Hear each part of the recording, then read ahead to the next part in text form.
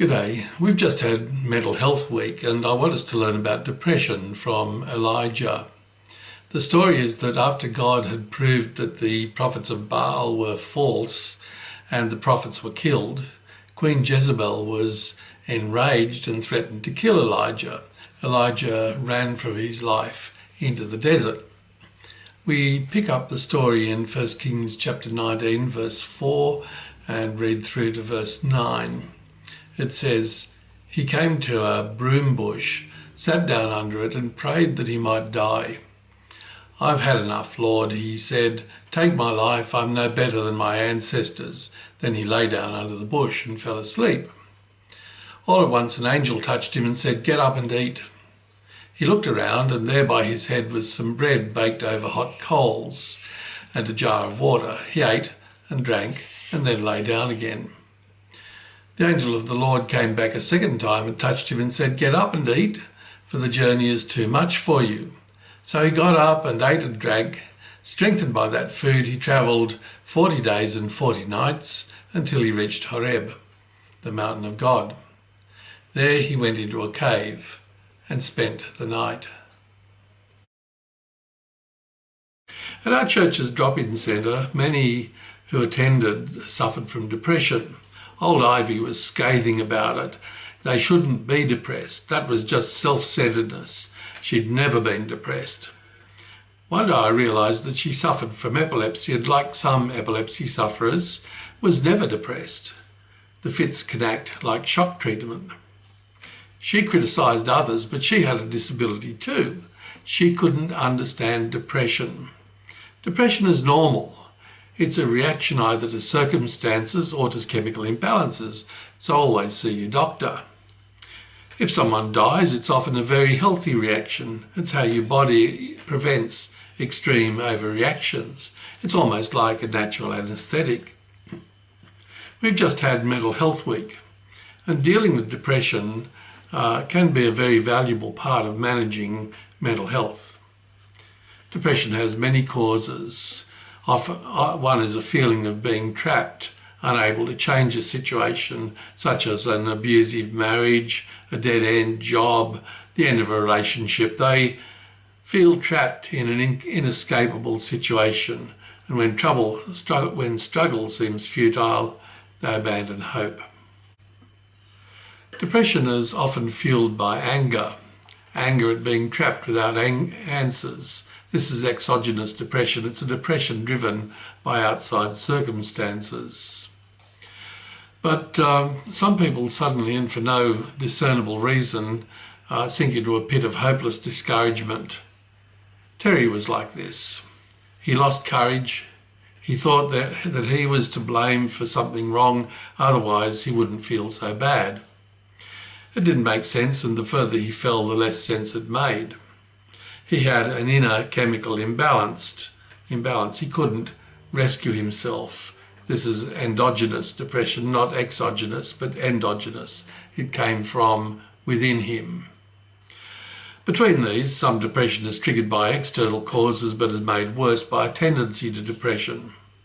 I told a counsellor friend that I was sometimes depressed. He remarked, "You're possibly constantly mildly depressed, so when something distressing happens, you don't have far to slide." What was Elijah's condition? I see some common patterns.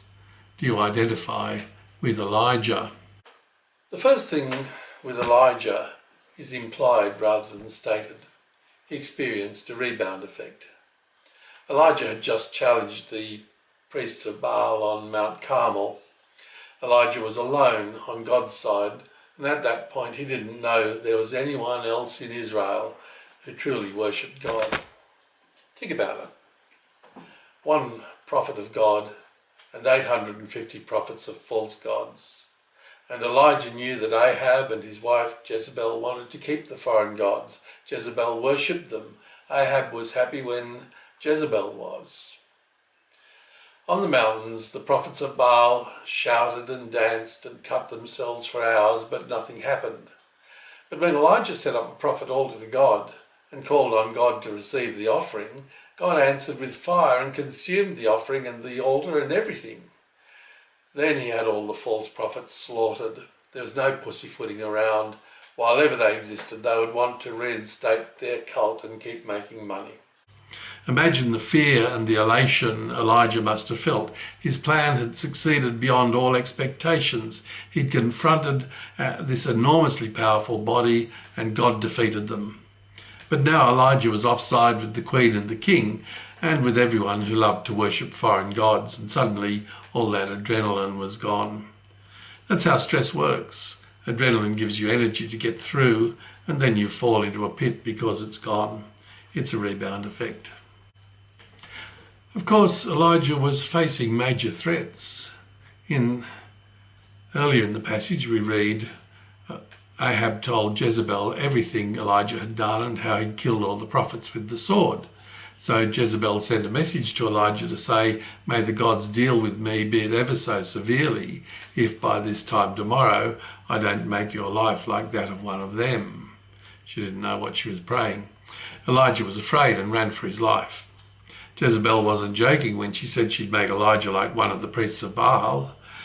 Elijah knew that if he stayed put, he wouldn't survive. And being on the run is also a form of being trapped.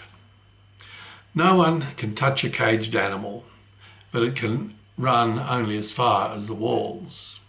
Elijah couldn't see walls, but he knew how easily he could hit a wall where his only options were to turn back and die or be killed on the spot. And remember that being trapped is part of being depressed. He felt trapped by Jezebel and her soldiers, and he felt totally alone, and that's another way you can feel trapped, being alone. Elijah had already said it on Mount Carmel. He said, "I'm the only one of the Lord's prophets left, but Baal has 450 prophets." He felt abandoned. When you are among supportive people and don't feel isolated, you don't feel so trapped. One person can't get out, but two, they can boost each other over the wall. Yes, Elijah had his servant, but he never seems to really trust him. Is part of Elijah's loneliness because he doesn't use what he has? Or maybe Elijah's servant just isn't supportive. Eventually, Elijah left his servant at Beersheba and continued a day's journey into the desert. At least his servant was safe if Elijah was caught. Eventually, Elijah gives up and sits under a shrub waiting to die. Sometimes depressed people can't face life and just sleep all the time. This applies whether it's reactive and exogenous depression or endogenous depression based on chemical factors. Other depressed people can hardly sleep while they keep chewing their problems over and over.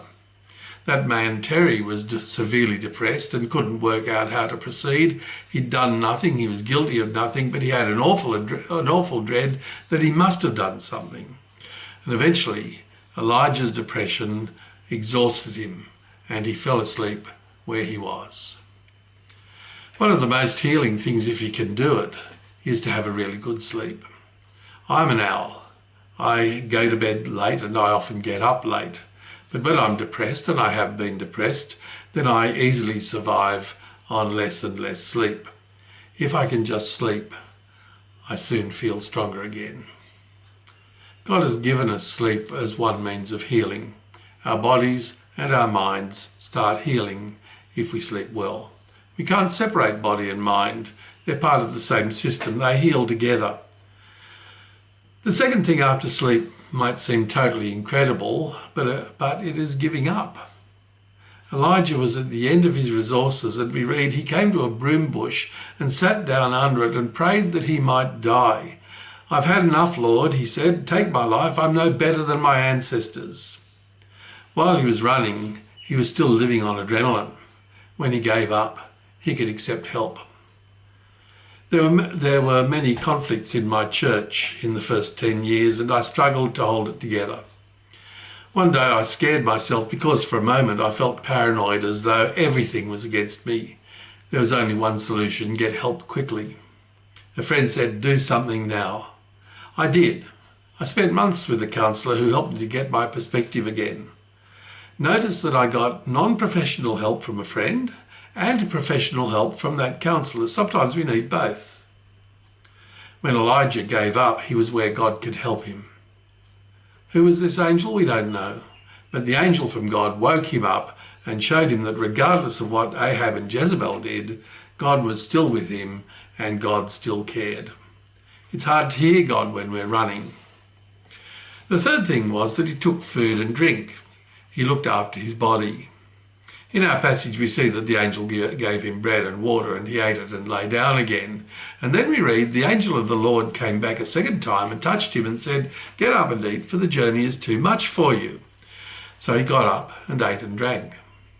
Our bodies don't run on prayer but on food. Our spirits don't run on food but on prayer and the power of the Holy Spirit. When we aren't physically strong, things overcome us. A woman came to my wife because she was very depressed. My wife said, "I'll talk to you, but first see your doctor." The woman did that, and in a week she was less depressed. She had an iron deficiency and wasn't well enough to cope with stress. With treatment, she could cope. The angel made sure that Elijah took his treatment. It takes time for treatment to work, whether it's food and water or whether it's Arapax and Clozaril. You don't undo a year's damage in a day. Finally, Elijah went where it was safe. We read, strengthened by that food, he travelled 40 days and 40 nights until he reached Horeb, the mountain of God. There he went into a cave and spent the night. He got well away from Ahab and Jezebel and sheltered in a safe cave. Where's your safe place? Is it your own home, hospital? Is it your church, your work, or with someone you trust? Is it a park to sit quietly, or your own garden? Whatever your safe place is, it's healthy to go there when you need to. So to sum up, Elijah had been very successful, but he was suffering from depression, probably in reaction to the stress of the confrontation on Mount Carmel. He was enormously brave, but now he's running on adrenaline. He felt trapped with no way out. The threats were very real. He gave up running, he rested, he received help, he regained strength. And finally, he went to a safe place. When you're depressed, and it happens to most people, try to work out why. Stop running away. Take your rest. Get help. Rebuild strength. Find a safe place to recover. Jesus invites us to a safe place. He says in Matthew 11, "Come to me, all you who are weary and burdened, and I'll give you rest. Take my yoke upon you and learn from me, for I'm gentle and humble in heart, and you'll find rest for your souls. For my yoke is easy and my burden is light." When I felt really bad, what a vast difference it made to discover that Jesus really cares. When you're struggling, I pray that you will find a safe place in him too. Amen.